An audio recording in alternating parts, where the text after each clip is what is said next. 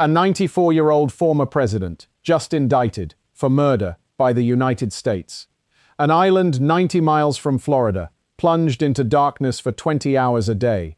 Babies dying at higher rates, hospitals out of medicine, millions already gone. This isn't a movie plot. This is Cuba right now. So what breaks a country that survived half a century of sanctions in just a few months?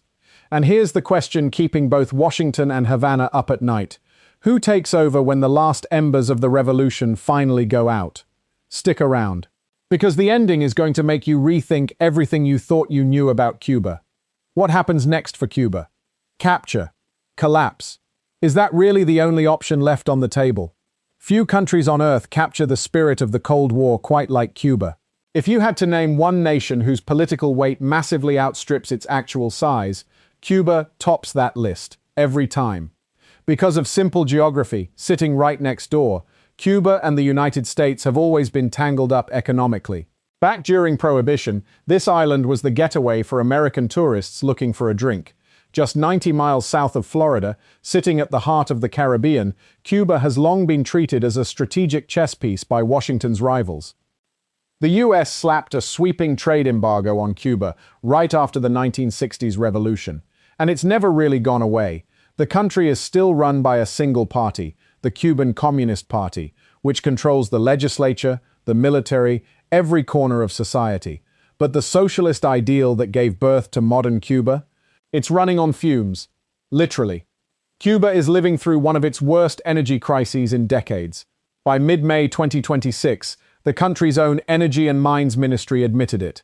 Diesel and fuel oil reserves were completely gone. In parts of the island, blackouts now stretch 20 to 22 hours a day. Transportation, hospitals, water systems, basic public services, all grinding to a halt. Trace it back, and you land on a single geopolitical earthquake.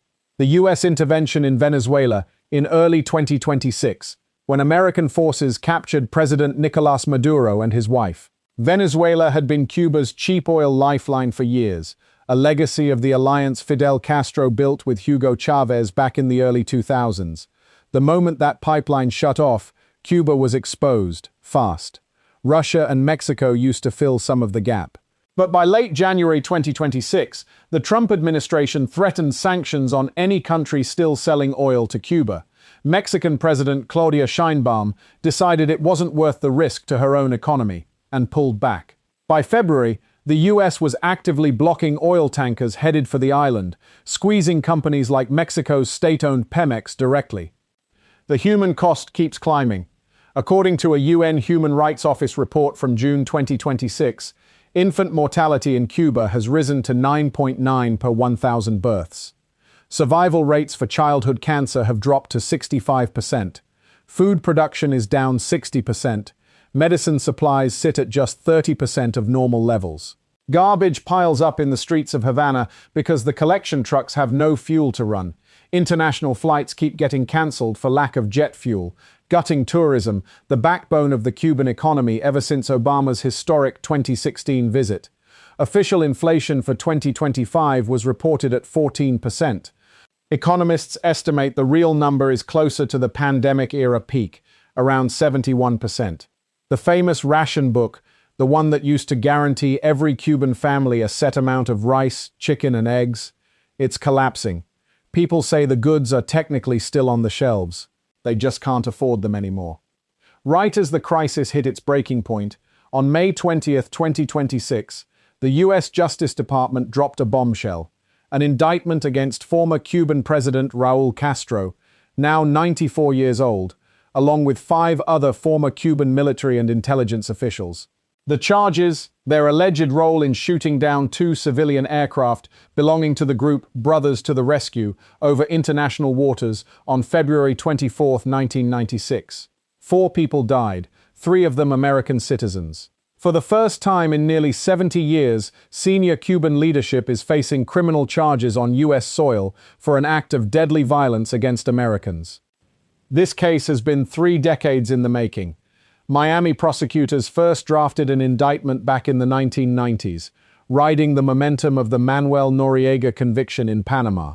It stalled, over and over, as political priorities shifted, until Cuban-American members of Congress, led by Representative Mario Diaz-Balart, pushed the Trump administration to finally revive it.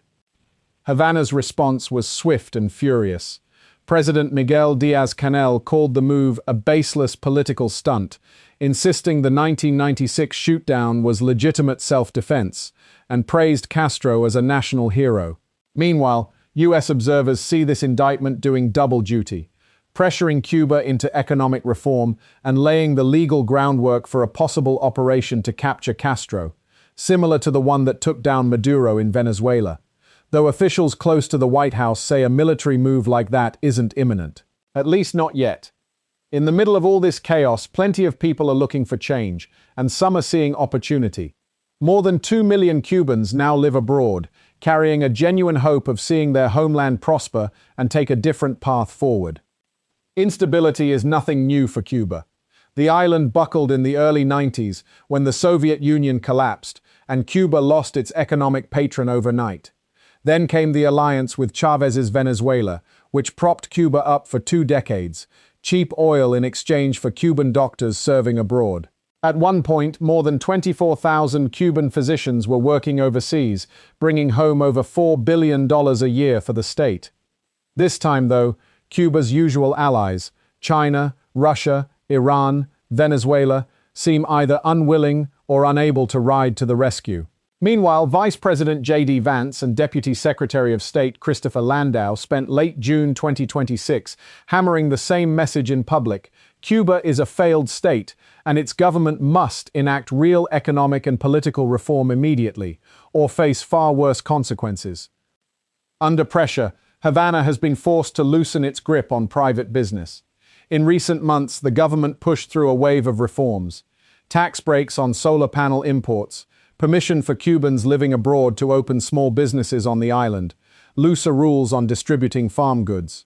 There are now more than 9,200 small and medium-sized businesses operating in Cuba, playing an increasingly critical role in keeping jobs and the economy alive. But investing in Cuba right now is still a serious gamble. The government offers no real guarantees on property rights or on entrepreneurs' control over how their own businesses run. Shipping a container of goods from the port to Havana used to cost $100 to $150. Now it runs upward of $600. Black market gas prices have spiked from roughly $1 a liter to as much as $10. Cuban expat communities are stepping in to fill the gap, running e-commerce platforms that qualify for certain U.S. export exemptions, letting them ship food and essential goods to the island without breaking sanctions law. You can't tell Cuba's political story without South Florida.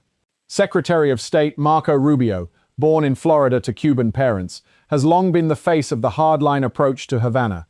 Plenty of observers believe that if he becomes the one who delivers real regime change in Cuba, it could dramatically boost his standing inside the Republican Party, especially heading into future primaries. And there's no denying it, much of the GOP's electoral success in Florida, dating back to at least 2000, has ridden on the votes of the Cuban exile community in South Florida. Even as pressure from Washington keeps mounting, plenty of Cubans, including those in exile, say they want no part of a direct military confrontation. Behind every statistic is a real family: mothers, fathers, relatives currently serving in the Cuban military. Most just want the two countries to reach a negotiated deal, one that finally ends the humanitarian crisis unfolding on this island. The biggest question left isn't whether Cuba changes, it's how. Through negotiation, through internal collapse, or through outside intervention, the same kind that just played out in Venezuela. And whichever way it goes, that answer could reshape the entire Caribbean for decades to come.